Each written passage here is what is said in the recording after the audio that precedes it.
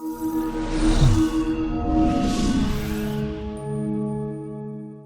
everyone, welcome to this video. I'm very excited to be joining you along with a guest that I'll be introducing shortly. But what we're going to be talking about is some advanced post-purchase strategies that are immensely effective. These are the ways in which you're wondering, how are sellers getting a ton of reviews, a massive volume of reviews, and all automatically? And these are some of the strategies we're going to dive into to share a little bit more as to how sellers arrive at that. So very excited to introduce who's joining me for a guest today is Mr. Tomer. How are you doing, Tomer? Good, Troy. How are you? Doing awesome. Doing awesome. Excited to be tackling this subject. We know that there's been a lot of change with using ManyChat, Facebook, all these sort of things that really impact pre-purchase strategies. But I know we've got a lot to really unpack here in terms of valuable ways of leveraging post-purchase strategies for sellers.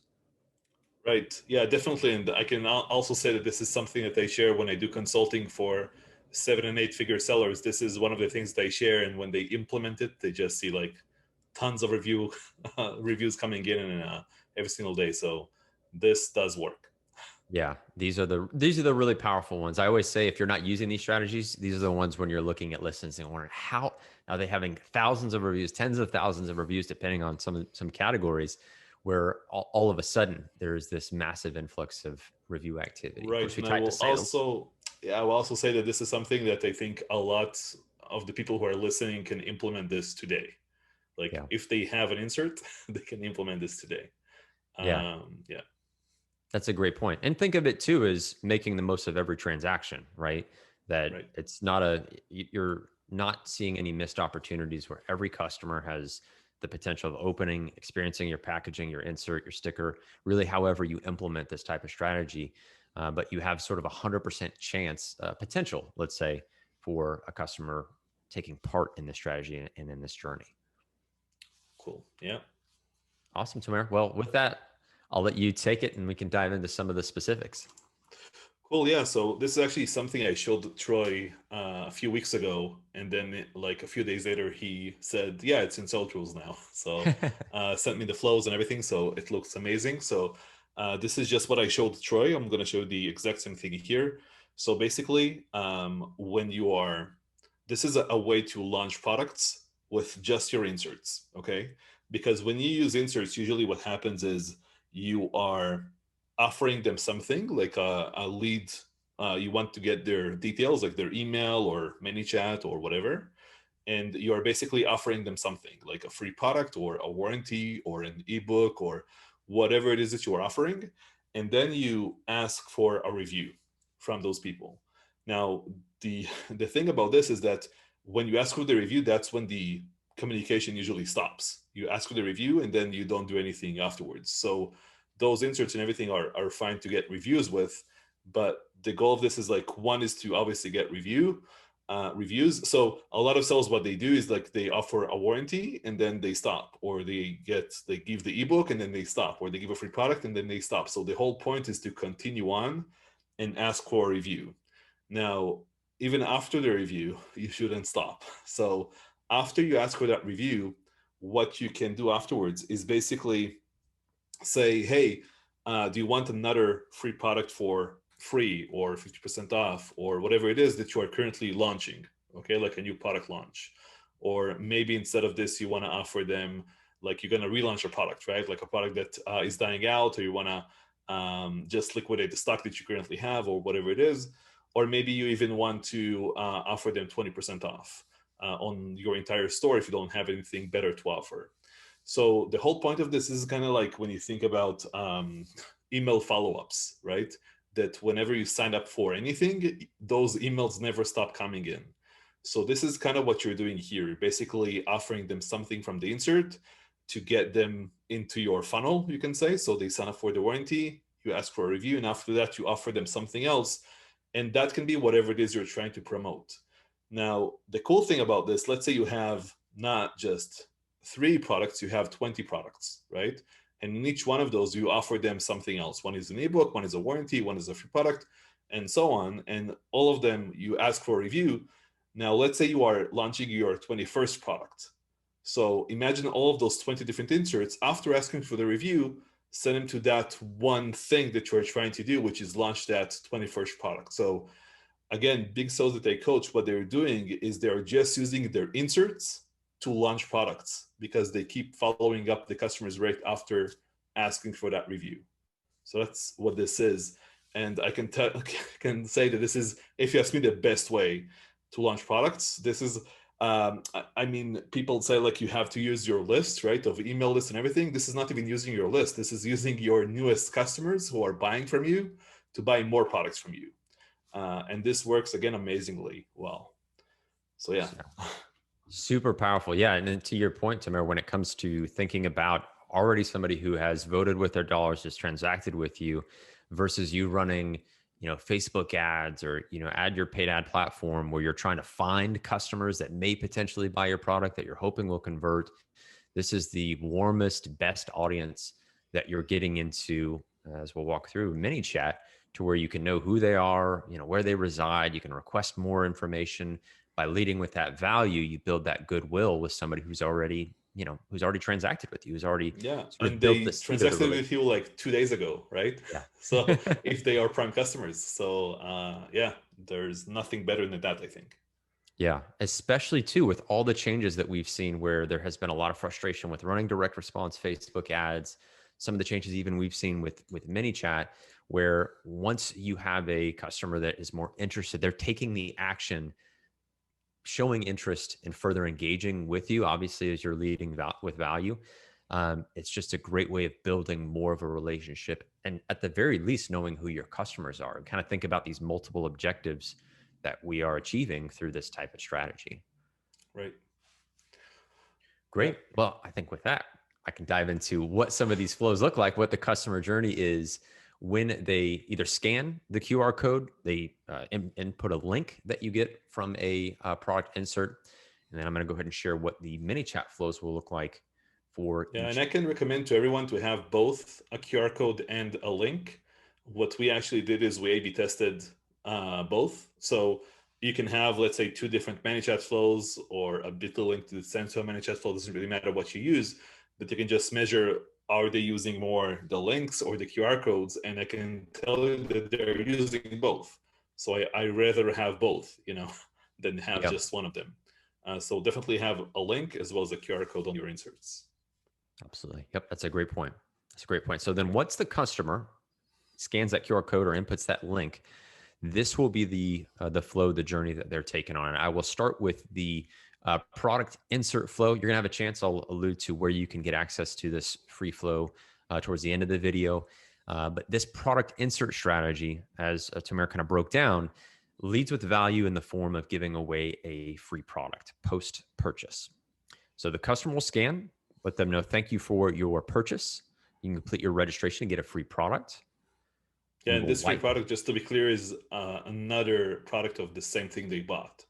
So that's what they are getting here. So let's say it's a consumable of some sort, they get another one. So yeah. Yep, that's a great point. Now in Tomare too, you could also change this where if you wanted to have multiple options, if you had a sample of a product, obviously it needs to be very clear throughout the entire journey, from the insert to the first messaging in the flow, and then Yeah. subsequent steps. But you want to just align that customer with what kind of value that you're Yeah. offering um, Yeah, here and as this well. free product also is a product you already have in Amazon. So it's not like Correct. you ship it yourself or anything. It's all automated, but it ships from Amazon directly to the customer. Yep. And anytime you see, you may notice this in our flow names, MCF order. You may already be aware, multi-channel fulfillment. That is again just inventory you have at FBA that you're letting seller tools trigger and then send automatically to eligible customers. So let the customer know, complete the steps to register to receive your free product. We will wipe the custom fields just to get a clean slate for the order ID and the order status that we're about to capture, because that's the next thing that we ask of from the customer is please share with us your Amazon order ID, where they will add it into the flow into Messenger. Then once we receive that, we will check that order ID against our blacklist. We'll make sure this is a customer who's we want to be eligible, the right type of customer, not a bad actor that comes in here. We'll check and see if the blacklist status is, if it's true, we of course don't want to take them to next steps. But if it is not true, they are not on our blacklist, we'll come down, we'll get the order status information. We'll then look at, is the order shipped? So just kind of verifying what the status of that order is. If so, then we want to confirm the correct ASIN, the product that they purchase, is the intended ASIN that's part of this eligible offer. If so, great. We'll let the customer know we've confirmed your order ID that they've provided, and now we're ready to register their product and purchase. So that's where in this step, we get even more customer information. We know who the customer is. We know the order details. Now we request email and phone number. We save that information with this customer's profile. Again, in the context of many sellers running into less customer data, through this seamless automatic process, we then capture, again, customer order, email, SMS, and messenger. We have this very robust profile now of this individual customer. Yeah, and I So can also say, like, no one drops here. Like, everyone gives this data, so they're not like dropping here and not giving it away. correct. Yeah. And this is where when you make the offer that compelling, as you can imagine, put yourself in a customer's shoes. They've already bought your product. They've shown intent. They voted with their dollars, as I like to say. So they're coming back and saying, yeah, of course, I'm interested in more because I've already showed that strong interest in what you have to offer. Right. And again, remember, they just bought this product 2 days ago. So, Right. yeah. Thanks, Amazon. Um, so then Yeah. once that's done, once they've added that information, we'll go in here and with the order ID they've provided, we will analyze it to see, okay, what information did you provide for the intended address and recipient? It's really cool. This is where the automation comes into play because what we'll do is we'll present that customer with the same information. To Tamara's point, where they've already received this product 2 days ago at the same address, probably going to the same place, but we're kind of showing off here a little bit of saying, hey, do you want this same product going to the same location, which is often typically the case. So we need a little bit more information. We'll present them with that same, their name and the address information. If that looks good, great. We'll take them to next steps. If not, we give them a chance to change their address as needed. But if that looks good, we'll then let them know, great, your free product will be on its way shortly. We'll come back in here, give the blacklist another check because now our blacklist has another opportunity to look at even more data. I've already touched on all the customer and order relevant information that we take a look at. We just make sure that's all good to go. And then we set the MCF order. So this is the case where what we do is we generate a unique order ID and assign it to the customer. Because again, we want to save that as a custom field. So we know this customer has been sent a product.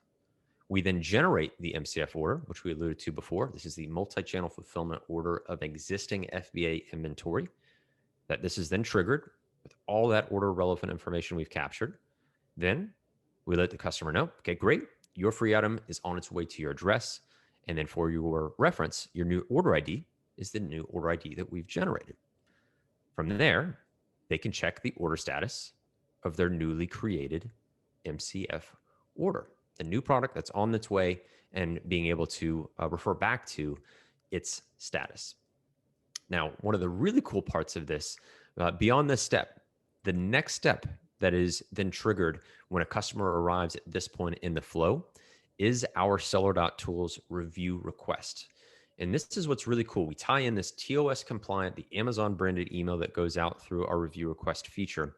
And what we do is essentially just time that very well, where this step, customers had a great buying experience. We've delivered on that. We've got a free product, immense value heading their way in terms of a new free product that they're about to receive. So we have all of this value that we're providing. We have all this goodwill. And then we can trigger our review request. And we have this as a custom field, review request waiting period. So when you import this flow, you'll see that in the step where you can say, I would like to maybe wait 7 days. I would like to maybe wait 5 days. I can trigger the appropriate amount of time to then send that TOS compliant review request that comes from Amazon. That's what the customer sees when it ends up in their inbox. So that's triggered based on the time that we set. Then we'll go through and we'll ask Amazon, hey, can a review request be sent? We want to make sure we stay compliant and abide by what Amazon has configured for us. in terms of this feature. So we'll check. And if the review request eligibility is true, we will then trigger that email to be sent out. Now, if Amazon tells us through us checking, is that review request, is it eligible in that moment when we have set it ourselves? If it's not, it'll come down here, hit this smart delay, and then essentially loop back. And what this 3 steps does is it waits a day, comes back in and sees if that customer is eligible. Are they not? We'll come back through and check. So you'll have a daily check to where there's not a missed opportunity to send out that review request email, well timed, right? At a time of your choosing, assuming that your customer and for this order, they are review request eligible. So really slick how it ties these two things in together, where you may just have the review request feature on, which is great in seller tools, but this allows you to create sort of a trigger based, sort of the halo effect of the goodwill that you've built by sending that free product on the other side of a purchase. It lends itself to probably getting some really great feedback about their buying experience. One thing about this, Troy, that I'm sure a lot of sellers are thinking, did you see any issues or flags from Amazon when you manually ship another unit that they just bought and they left a review for that product? Understand what I mean? Let's say you just gave away 100 units this way and you got like 100 reviews from these people, or 90 reviews or something. Do you see Amazon flagging this? No, not in the same way that we were seeing issues.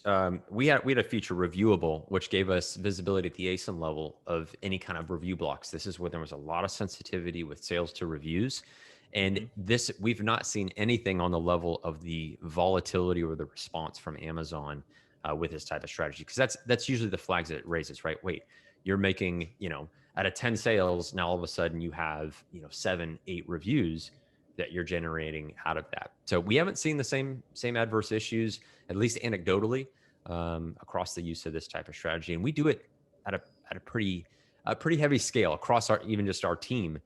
We do a lot of volume to where we kind of stress test and don't see any issues with it. Yeah. And right after this, so this is asking for the review for the first product. So right after this, I could say, by the way, we just launched a new product, right? Do you Exactly. want it for free, and whatever we want to do after this?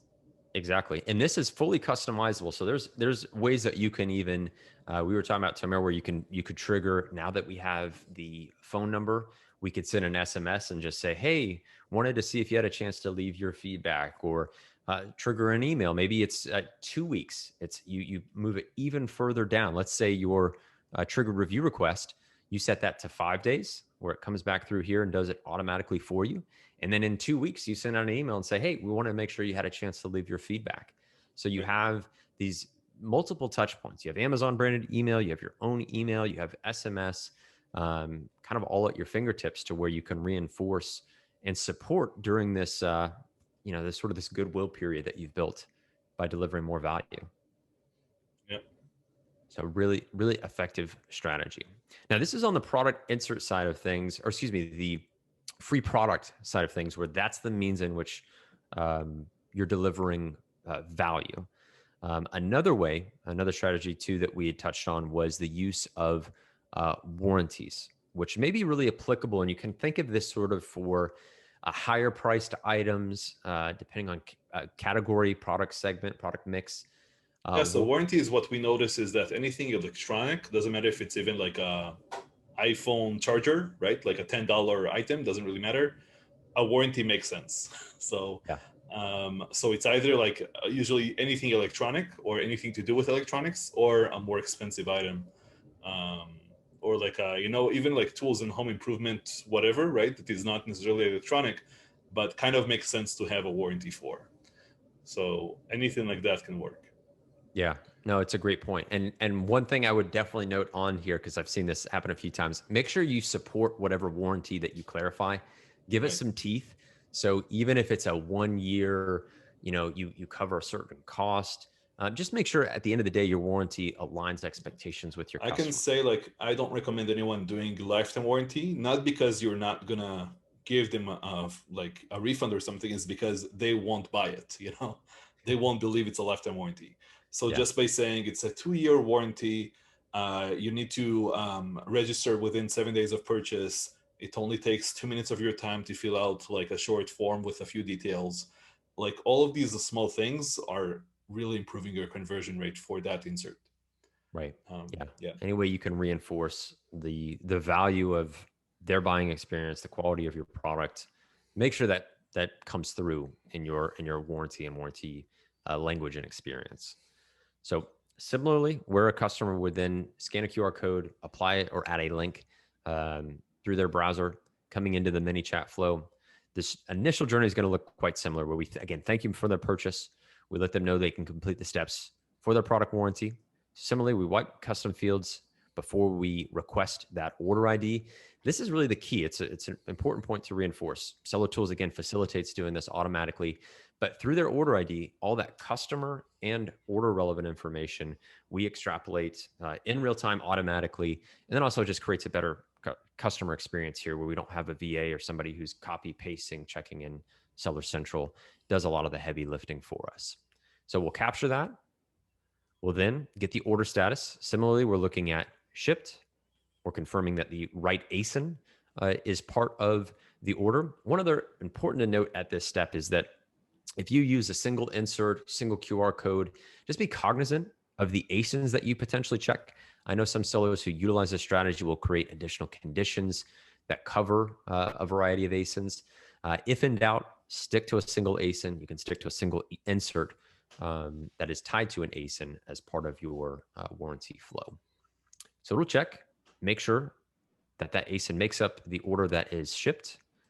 Once that is confirmed, we'll let the customer know we've confirmed your order. We then request and ask for their email address, capture that. Then we let them know your product is registered and your warranty is secured, giving them that confirmation. Come through here. By the way, did you have a chance to test out the product? So you see this slight tweak from our product insert flow where we're sort of gauging if they've had a chance to try things out. Have they experienced the value of utilizing your product? Yeah, just one thing about this. The reason we ask this, because if we just ask for a review immediately, some people will sign up for the warranty as soon as they get the product. Like on the first second, they open the packaging and they will sign up for the warranty. And others might wait a few days, right? Or even like 10, 15 minutes, right? And they already tested the product. So that's why we ask this question, because if they say yes, we want to ask for a review immediately. If they say no, we want to wait a bit, right? So that's kind of why we ask this. Yep, that's a great point. And so if they go ahead and select yes, that they have tested out the product, that's awesome to hear. Would you be willing to share a few words about your experience? And we take them through two different journeys, again, based on their response. If they are ready to let us capture some of their feedback, share a few of their words, they'll click sure. We'll add the tag that they have confirmed it, the review request opted in. So thanks so much. We'll let them know, okay, great.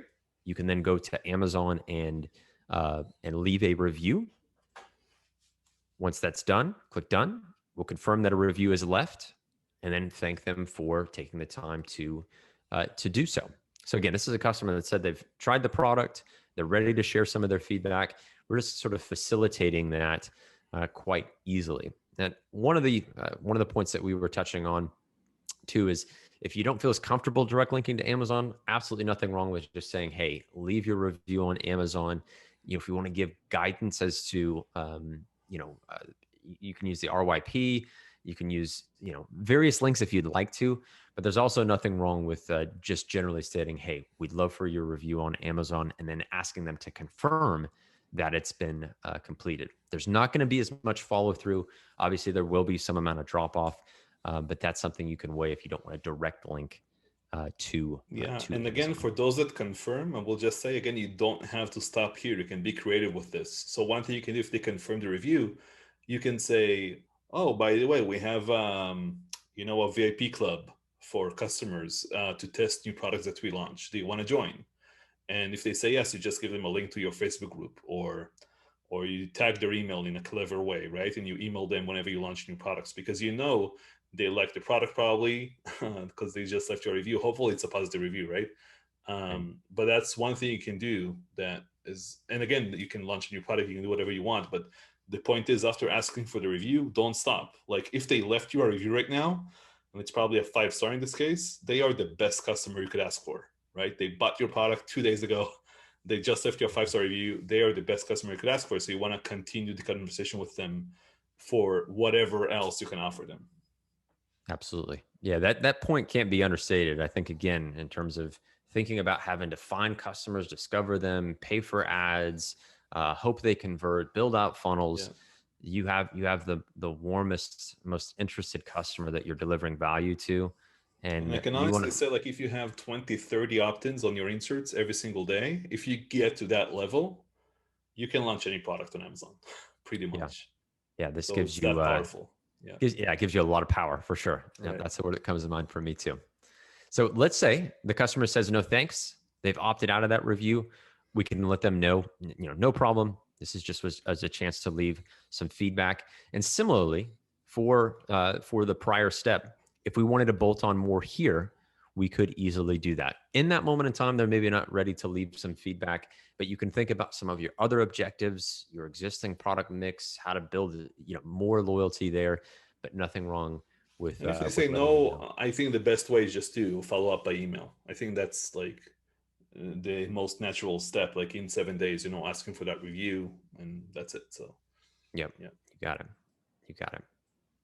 Now, where the customer here in this step, where we've asked it if they had a chance to test out the product, one of the ways again we tie in that TOS compliant review request is if they say no in that moment, no worries. We're going to let you to enjoy the product and follow up if they have any support related questions. And similarly, we can then trigger that review request to be sent. And so they just said they haven't tried the product just yet. We can then trigger, let's say, in a week's time. Is that an adequate and solid time where we don't worry about the 24-hour rule? We don't have to utilize one-time notifications. We may still send an email through based on other responses, but we can wait that time, send it through to review request, and similarly to our product insert flow, we'll see if a review request can be sent.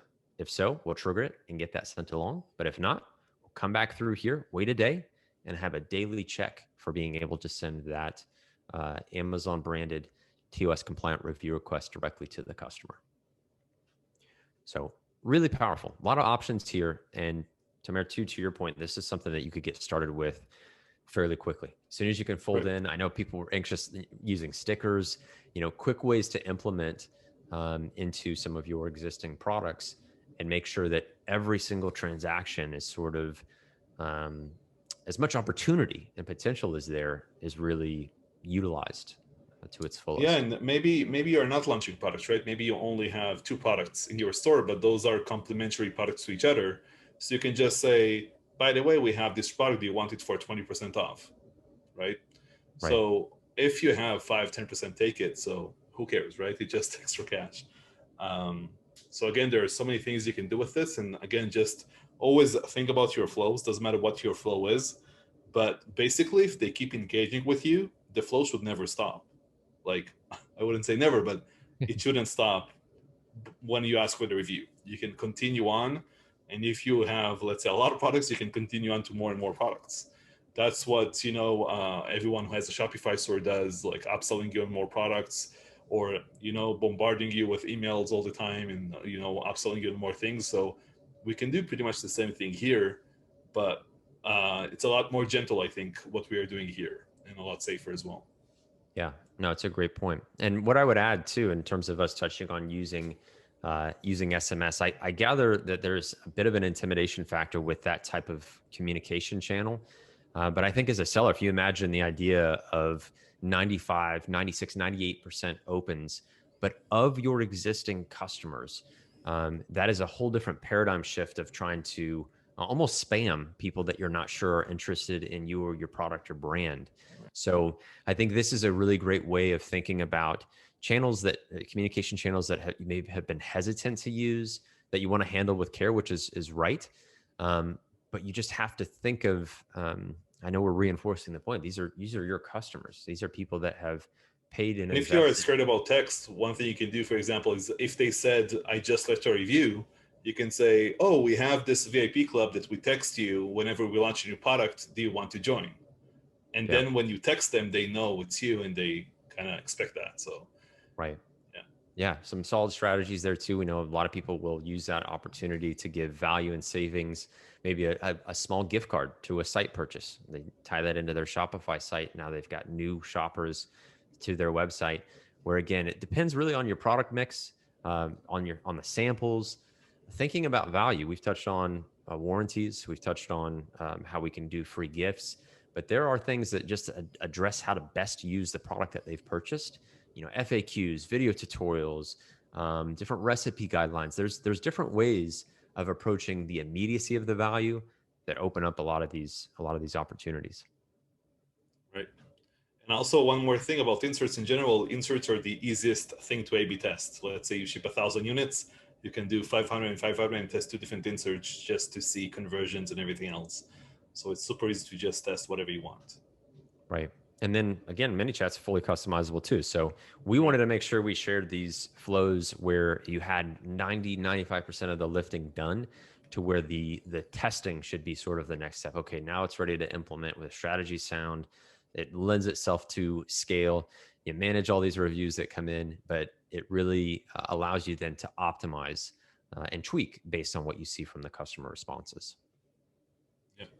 So one thing I should note is where you can find both these flows and additional flows from us at Solo.tools. I didn't really highlight as much of how we automate the order verification, we automate the MCF order, we automate the review request. Just know that these really powerful flows are made all fully automated thanks to our partner, our integration at Solo Tools with ManyChat.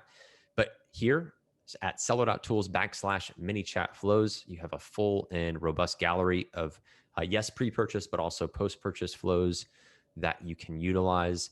But I think it was really helpful, Tamara, to kind of really break down the strategy and why this is the most important. We're doing this in our own business, seeing many do the same. But your post-purchase strategy, even if you're very PPC intensive, and that's your way of getting the traffic, of translating into conversions, knowing who your customer is, which is at a premium now, is immensely crucial. And having the 100% potential through post-purchase, through insert, through packaging strategies, I think will continue to really grow over time. Yeah, definitely. Yeah, and I can also say again, 7 and even 8-figure sellers, you will expect they will have something very robust and in place and everything. But most of them, honestly, they don't, like, they get the details of the customer, but they don't do anything with it afterwards. So this is a very easy way to use whoever buys a product from you today to go in tomorrow and continue buying from you more stuff. So yeah. Absolutely. Absolutely. Yeah, great point. Well, Tamara, thanks so much for taking the time to walk through both the strategy and the free pieces, the resources that we are sharing, our way of sharing value with the audience and the community. For those that are interested, where can they find out more information about you? You can just go to my website. If you type tomerrabinovich.com, you will see just, if you just type Tomer Amazon FBA on Google, you'll find me as well. So yeah. That's impressive. Uh, Look at you. Yeah. yeah. Yeah. There it is. Awesome. Yeah. Great. Well, we're going to include some links in the description, depending on where you find this video. Please share it if it was helpful for you. Leave any comments, feedback. We'd love to answer and address that. But again, where can you find these free resources, access to these free flows? Seller.tools/ManyChat flows for the entire gallery. These post-purchase strategies, immensely effective. So go ahead and dive in. We're going to encourage you to take full advantage of this free access that you can also use with your free trial of Seller.tools. So thanks again, Tomer. Really appreciate your time. And we will catch you guys on the next video. Thank you, Troy. Bye.